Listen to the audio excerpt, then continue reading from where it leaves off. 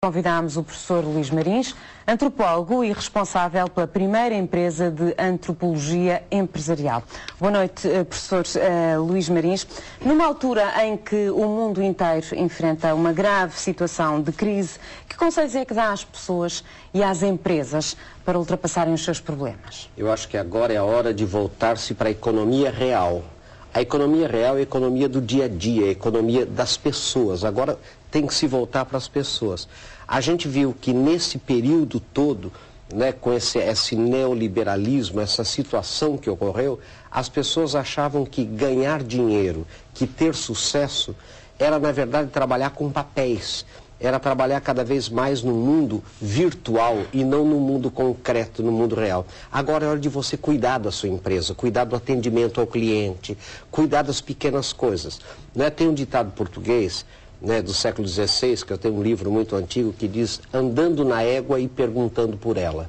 O que significa isso? Às vezes a solução do seu problema está embaixo de você. Você fica vendo muita coisa longe, fica querendo saber muito o que aconteceu com Lehman Brothers, etc. E você deixa de atender bem o seu cliente, sabe, de fazer aquela visita de vendas que você tem que fazer, de inovar no seu produto, no seu atendimento, e aí a sua crise se aprofunda, em vez de você resolver o problema concreto que você sabe que tem que resolver. Há dois exemplos seus que eu li e que têm a ver com o dono de um café e também com um taxista, que cada um deles, à sua maneira, descuidou, um o táxi, o outro o café que tinha, mas estavam a par da crise, gastavam imenso dinheiro em jornais e estavam a par de tudo o que se passava no mundo em relação a este problema. Esta atitude tem de mudar, é isso? As pessoas têm que olhar mais para elas próprias e para os seus bens? Exatamente, quer dizer, o que eu conto nessa história, assim, é um café que o atendimento era péssimo, que não era limpo o suficiente, né? O trabalho de mesa era muito ruim, mas o dono entendia tudo de crise, sabia o nome dos presidentes de Banco Central, ele era um doutor em economia, na verdade. O táxi do Geraldo, que eu conto, quer dizer, tinha uma mola saindo fora do banco que rasgava a roupa do passageiro. Ele cheirava mal, quer dizer, mas ele sabia tudo de economia. A minha pergunta é, será que um não deveria melhorar o atendimento do seu bar ou do seu café e o outro não deveria cuidar um pouco mais do seu táxi, em vez de ficar se doutorando tanto em macroeconomia? Eu não estou pedindo que as pessoas sejam alienadas da realidade, mas será que a gente devia cuidar mais do concreto? Porque o que está provando agora é que o que vale é o concreto, é o dia a dia, é o fazer. Porque as pessoas não vão deixar de consumir, não vão deixar de comer, não vão deixar de andar de táxi. Entende que essa é a forma de cada uma das pessoas individualmente poder mudar alguma coisa? Eu acho que sim, eu tenho a impressão de que agora as pessoas têm que voltar para a realidade, para a economia real, ver quais são, o que ela pode fazer de fato, assim, sem nenhum sonho, sem nenhum pensamento onírico, o que ela pode fazer de fato com criatividade e ação, ou seja, uma ação empreendedora, transformar sonhos em ação e ação em resultado com a realidade que está aí. Mas para isso é preciso que as pessoas acreditem nelas próprias. Quando as pessoas, neste momento, põem quase tudo em causa, põem os seus governantes em causa, põem as empresas onde trabalham em causa, como é que as pessoas conseguem ter confiança nelas próprias? O problema é que crise, deixa eu contar bem isso, crise vem do grego, crise é uma peneira, em grego crise é peneira.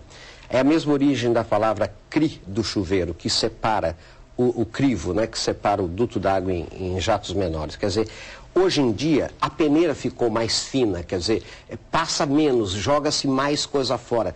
Mas essa peneira, você precisa lembrar que crise é uma profecia autorrealizável. Quanto mais você fala em crise, quanto mais você conversa sobre a crise, menos você investe, menos você faz as coisas que deveria fazer. Então agora precisa tomar cuidado para não se deixar contaminar demais por uma crise que às vezes não é concreta para você.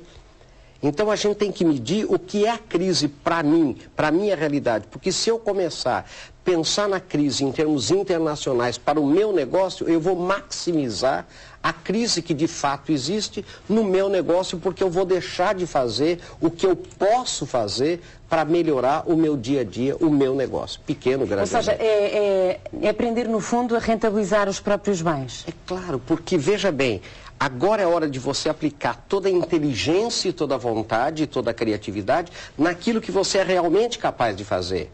E agora é hora, eu me lembro do terremoto de Lisboa, né? A gente aprende no Brasil, né, que José chamou o Marquês de Alorna, né, o general da Almeida, e perguntou o que fazer.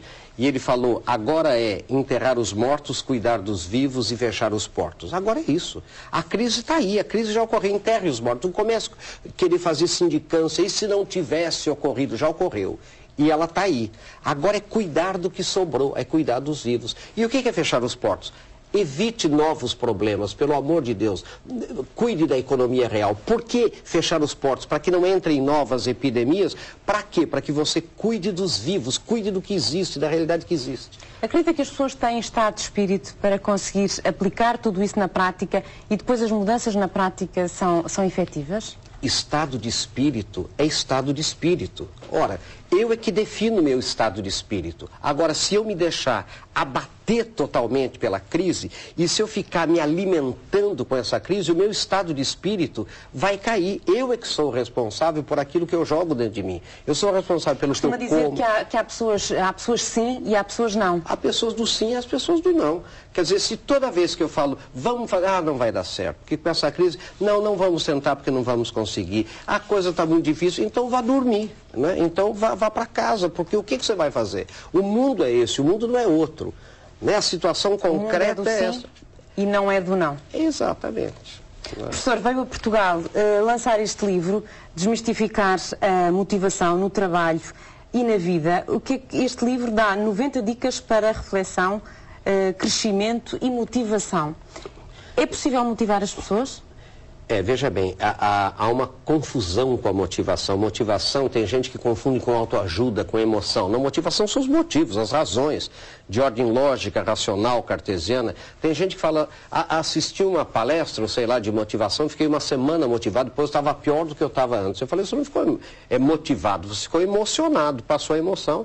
Então, o que eu estou fazendo aqui, junto com a Plurivalor, a minha empresa, a gente está fazendo palestras para a empresa e lançando esse livro pela Gestão Plus, para mostrar que você pode desmistificar a motivação, ou querer que alguém me motive.